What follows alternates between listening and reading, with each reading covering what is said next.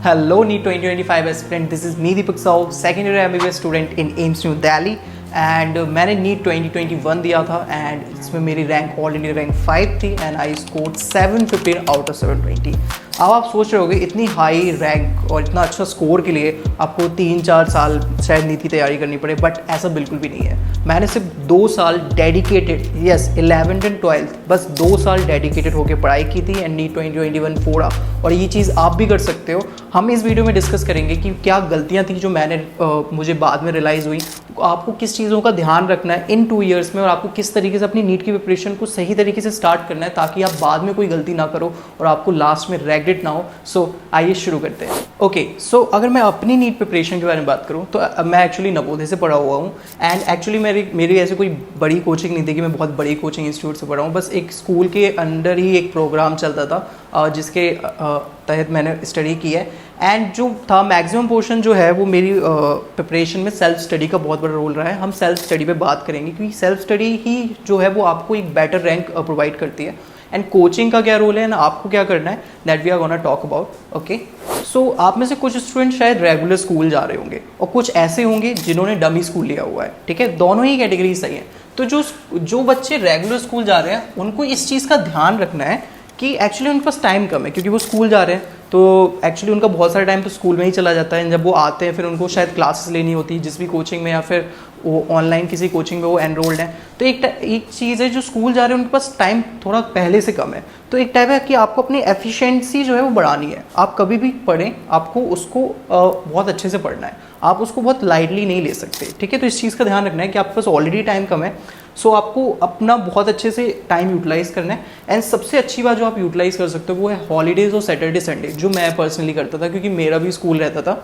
सो मैं क्या करता था, जो सैटरडे संडे और हॉलीडे होता था उसको बहुत ज़्यादा बेस्ट तरीके से यूटिलाइज़ करता था, एक सिंगल मिनट भी वेस्ट नहीं करता था क्योंकि मुझे पता है इसकी इंपॉर्टेंस बहुत ज़्यादा है।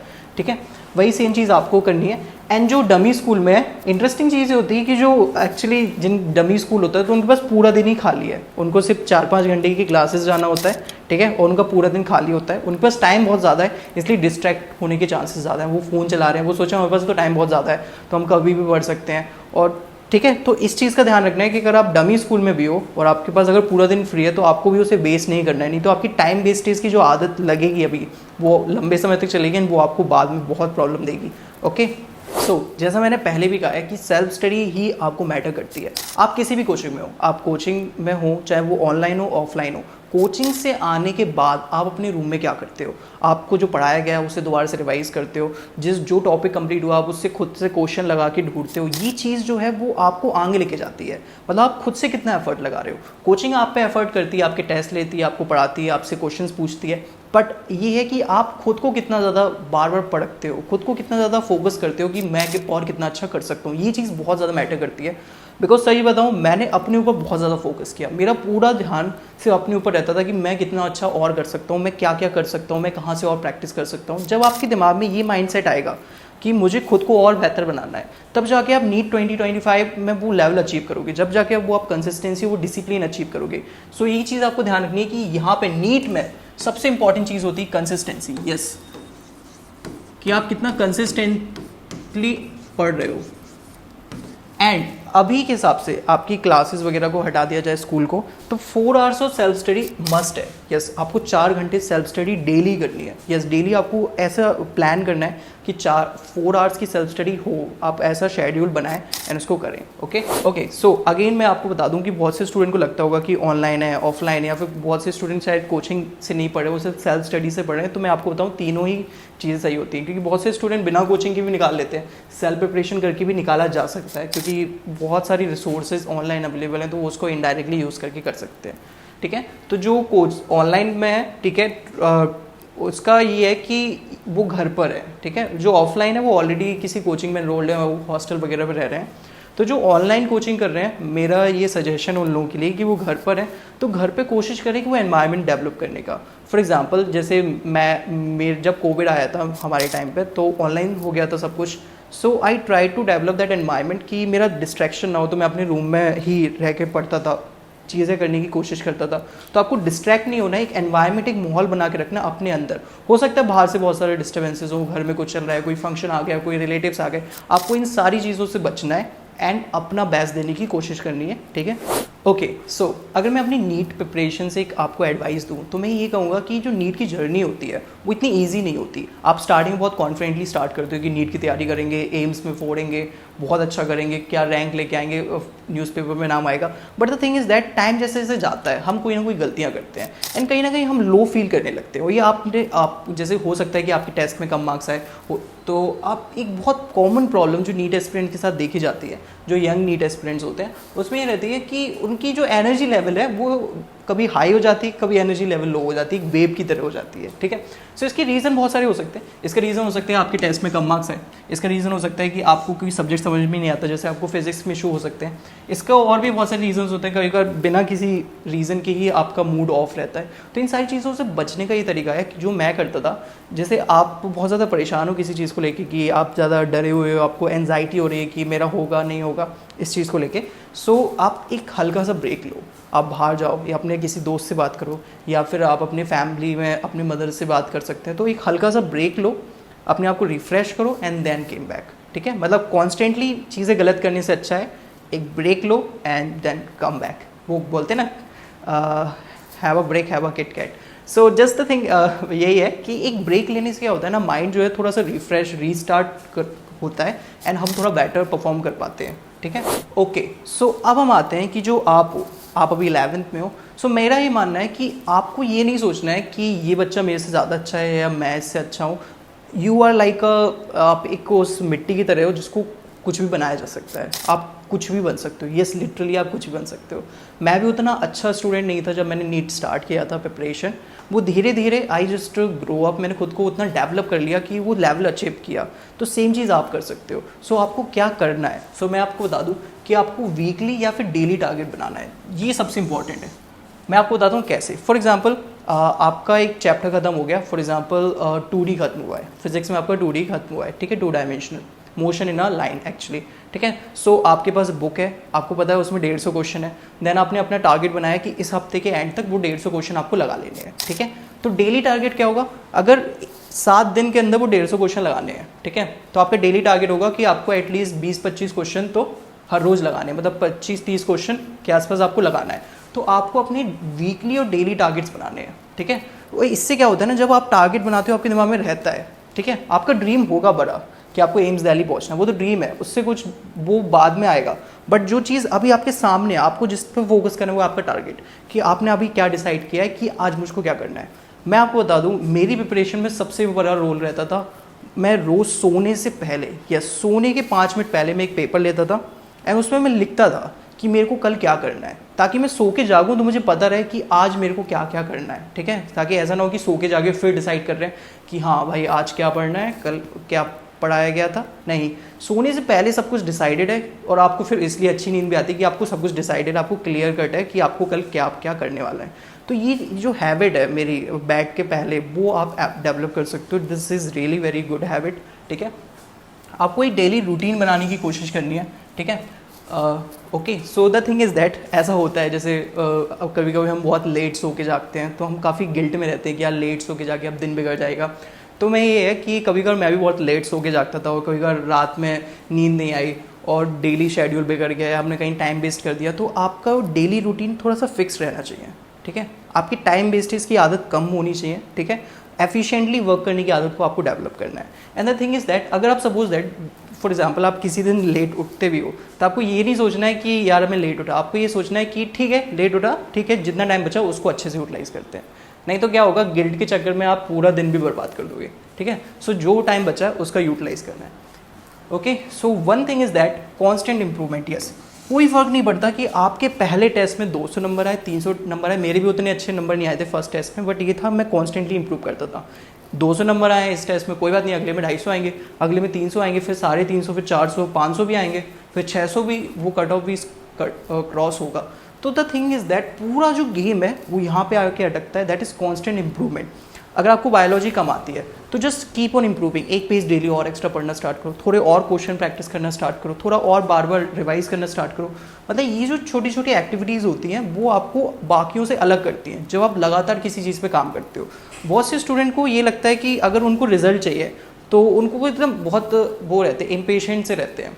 उनको जल्दी रिजल्ट चाहिए, उनको चाहिए कि मेरे अभी 600 650 नंबर आने लगे मॉक टेस्ट में, बट लिटरली ये प्रैक्टिकली नहीं होता। प्रैक्टिकली ये होता है कि धीरे धीरे नंबर और आपकी इम्प्रूवमेंट आती है, ठीक है। तो वो चीज़ आपको ध्यान रखना है कि आपको में इम्प्रूवमेंट आएगा, आप नीट में अच्छा करोगे, लेकिन उसके लिए आपको पेशेंट होना पड़ेगा एंड बहुत धीरे धीरे अपने आप को बनाते रहना होगा, ठीक है। लास्ट थिंग इज दैट आपको कॉन्स्टेंट एफर्ट करते जाने हैं, this is another same thing, okay. So आपको ये तो पता चल गया कि क्या करना है, लेकिन आपको ये भी पता होना चाहिए कि आपको क्या नहीं करना है। यस, सबसे इंपॉर्टेंट चीज़, आप में सबके पास फ़ोन होगा, आईपैड होगा, कंप्यूटर, लैपटॉप, सब कुछ होगा। सो एक चीज़ है, फ़ोन यूज़ नहीं करना है। यस, मैं ये कहूँगा कि आपको फ़ोन को सिर्फ उतना ही यूज़ करना है जितना आपका काम का है। आपको गूगल से कुछ सर्च करना है, आपको चैट जीपीटी का थोड़ा सा यूज़ करना है, आपको कुछ जानना है, आप उतना करो। बट ऐसा नहीं कि आप गेम खेल रहे हो, BGMI में लगे हुए हो, ठीक है, अपने फ्रेंड्स के साथ, क्योंकि ठीक है। सो इस चीज़ का आपको ध्यान रखना है कि आपको मोबाइल का उतना ही यूज़ करना है जितना है, क्योंकि इसके पीछे का रीज़न है, चीज़ें बहुत एडिक्टिव है। क्या पता आप इंस्टाग्राम की रील्स में आपको लग रहा है कि मैं सिर्फ 1 ही घंटा तो टाइम वेस्ट कर रहा हूँ, उससे क्या फ़र्क पड़ेगा। मैं आपको बताता हूँ, आपकी आदत लग जाएगी।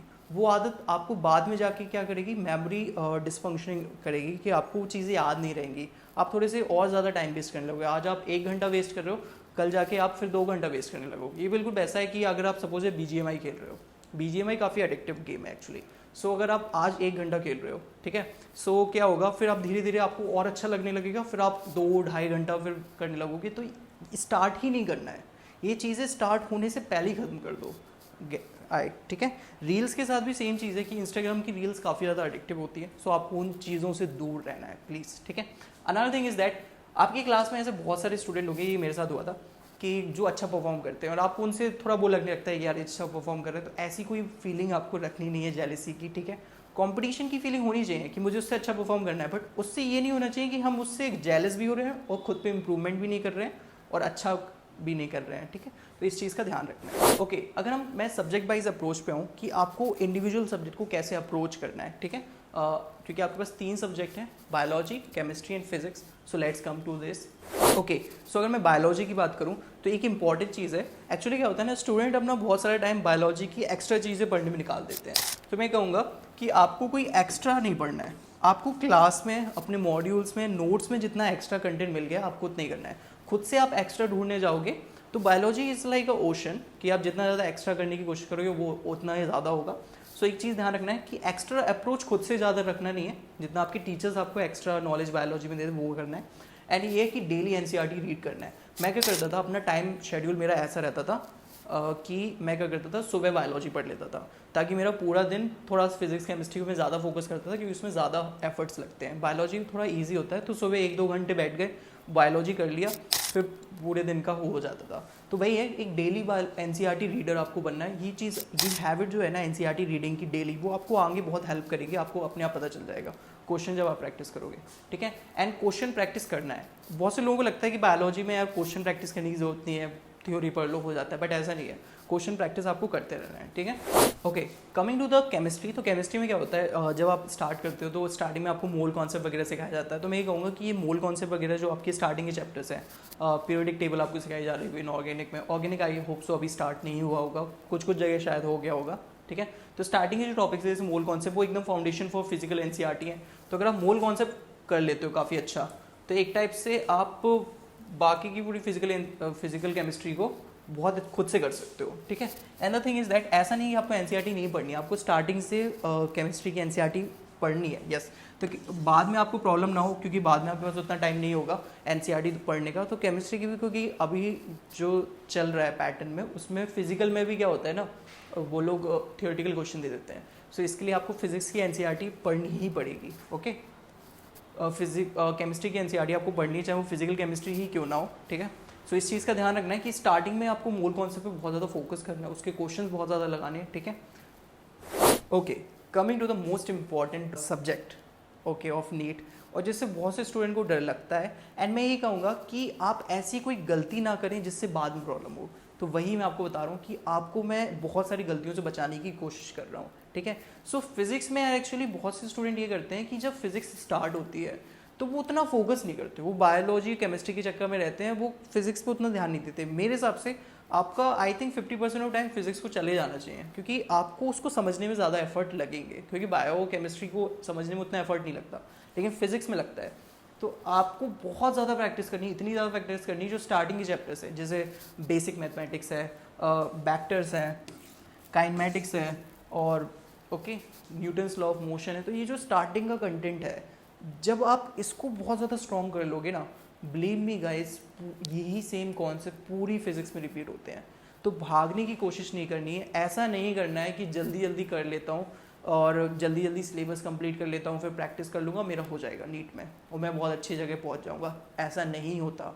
जब आप भागने की कोशिश करोगे फिर आपकी फिजिक्स वीक रह जाएगी, फिर वो सुधरती नहीं है। फिर बहुत सारे लोग सिर्फ वीडियोस देखते रहते हैं, how to improve physics, how to improve physics, लेकिन वो हो नहीं पाता। Are you getting my point? तो आपको इस गलती से बचने के लिए ये करना है कि स्टार्टिंग में आप चाहे 3 महीने लगाओ, चाहे 4 महीने तक आप सिर्फ इन 4-5 चैप्टर्स को पढ़ते रहो, बट इनको इतना स्ट्रॉन्ग कर लो, इनके बेसिक्स और हर लेवल पे इम्प्रूव करते चलो। इतने क्वेश्चंस लगा लो कि किसी भी टाइप का क्वेश्चन आपको हर टाइप का क्वेश्चन बनने लगे, ठीक है? तब जाके आपकी जो पूरी फिजिक्स है, इलेक्ट्रोडायनेमिक्स, वो आगे की 11-12 वो सब कुछ बहुत ईजी हो जाता है समझना, क्योंकि सब कुछ इसी के ऊपर बेस्ड होता है एक्चुअली। तो ये गलती अगर आपने इसको मिस कर दिया तो आई एम डैम श्योर कि आपकी फिजिक्स वीक रह जाएगी। फिर आप 1 साल बाद फिजिक्स को ही बोलेंगे, 2 साल बाद जब आपका एग्जाम होगा कि फिजिक्स की वजह से मेरा नहीं हुआ। तो इस चीज़ का ध्यान रखना है। Okay, so coming to the end of the video, मैं ये कहूँगा, मेरे टीचर एक्चुअली ऐसा मानते थे, मेरे टीचर ने कहा था, मेरे इंग्लिश के टीचर ने, कि to believe in you is to believe in God actually. So the thing is that अगर आप खुद पे भरोसा करते हो, क्योंकि मुझे अपने ऊपर बहुत कॉन्फिडेंट था, सही बताऊँ, जब मैं 11th में मैंने स्टार्ट किया तो मुझे कॉन्फिडेंट था कि मैं अच्छा करूँगा, और मतलब वो कॉन्फिडेंट इतना ज़्यादा हाई रहता था हमेशा कि अच्छा करना है, मैं कर लूँगा। कोई भी प्रॉब्लम आती थी मैं एकदम अपने ऊपर भरोसा करता था कि मैं प्रॉब्लम का सॉल्यूशन निकाल लूँगा, ठीक है? क्योंकि आप तैयारी कर रहे हो तो डेफिनेटली कोई ना कोई प्रॉब्लम्स तो आएंगी, प्रॉब्लम्स आएंगी, आने दो, बट हमें खुद पर भरोसा रखना है कि हम कर लेंगे। Just would like to and thank you so much guys for watching and wish you all the best. मैं ये आपको कहूँगा कि हम आपके साथ हैं नीट 2025 की जर्नी में, एंड मुझे आप पे भरोसा है। जो लोग इस वीडियो को देख रहे हैं, मुझे यकीन है कि 2 साल बाद जब आप नीट दोगे एंड फिर आप कमेंट में करोगे कि मेरा नीट 2025 में सिलेक्शन हो गया, I would be very happy अगर आप ऐसा करें। Okay, so yeah that's it, thank you so much guys, good bye.